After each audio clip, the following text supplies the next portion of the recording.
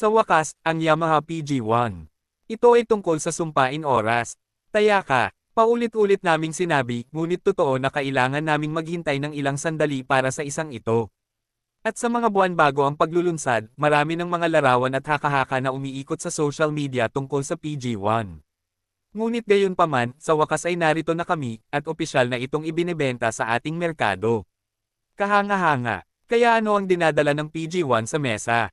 Ang bike na ito ay medyo simple. Pinapatakbo ito ng 114cc air-cooled, single-cylinder engine na may kakayahang 8.88 horsepower at 9.5 nanometer na torque at ipinare sa 4-speed semi-automatic transmission. Walang electronic beats dito, walang ABS, walang wala. Ito ay nakakakuha ng isang disc brake sa harap at isang drum brake sa likuran. Nakapatong ito sa 16 na pulgadang gulong na may mga gulong na nakahanda sa trail. Mayroon itong 795mm na taas ng upuan at isang minimum na ground clearance na 190mm. Mayroon din itong 5.1 na litro na tangke ng gasolina, at ang kabuoang timbang ay nasa 107 kg. Sa mga tuntunin ng hitsura, bagaman, ito ay anumang bagay ngunit simple. Wala itong maraming plastic bits at fairings at kung ano-ano pa, sigurado, ngunit mayroon itong napakakapansin-pansing disenyo. Mayroon itong magandang retro vibe para dito, at nagawa ng Yamaha ang isang mahusay na trabaho sa pag-istilo nito. Ano ang hindi magugustuhan sa hitsura na iyon? Paano gumaganap ang simple na Yamaha PG1 sa kalsada?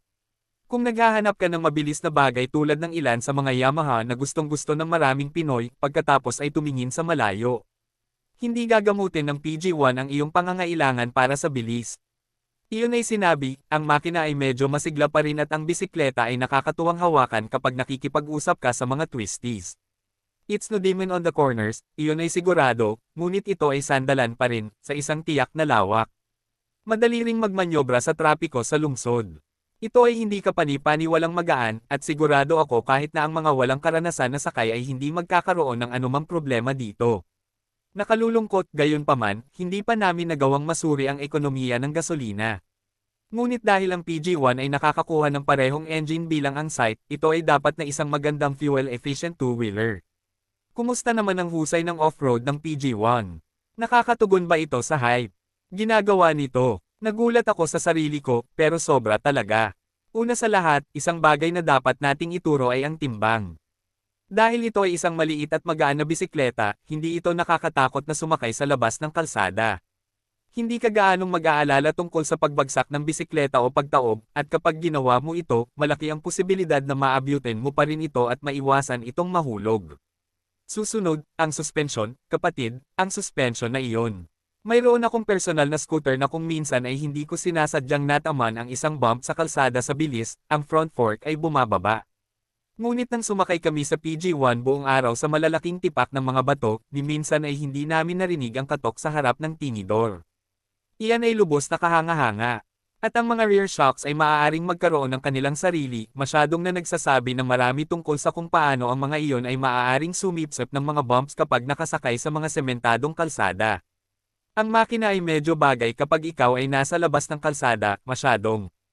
Ito ay medyo torquey kapag ikaw ay nasa unang gear, at mayroon itong higit sa sapat na lakas upang mabagal ka sa pagtawid sa ilog, kapangyarihan sa malambot na buhangin, o pag-urong. Mula sa isang kanal. Panghuli, isa pang espesyal na pagbanggit dito ay ang exhaust pipe.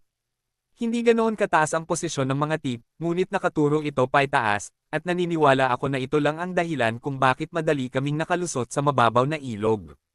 Magkano ulit ang Yamaha PG1? 96,400 pesos iyon para sa iyo. Maaaring sabihin ng ilan na ito ay masyadong mahal, ngunit sa totoo lang, kalahating inaasahan ko ang presyo nito sa Yamaha Philippines sa pinakamababa sa 115,000 pesos. So yeah, not too shabby. Ano mang huling mga iniisip sa bagong Yamaha PG1? Bagamat hindi ko pa talaga nasusubok ang bike at makita kung paano ito gumagana bilang pang-araw-araw, isang buong araw na kasama nito ay sapat na upang ipakita sa akin na ang bagay na ito ang tunay na pakikitungo. Sa lahat ng katapatan, hindi pa ako nagkaroon ng labis na kasiyahan sa isang maliit na bisikleta tulad ng mayroon ako sa PG1, at iyon ay isang bagay na pinagdududahan kung magbabago anumang oras sa lalong madaling panahon.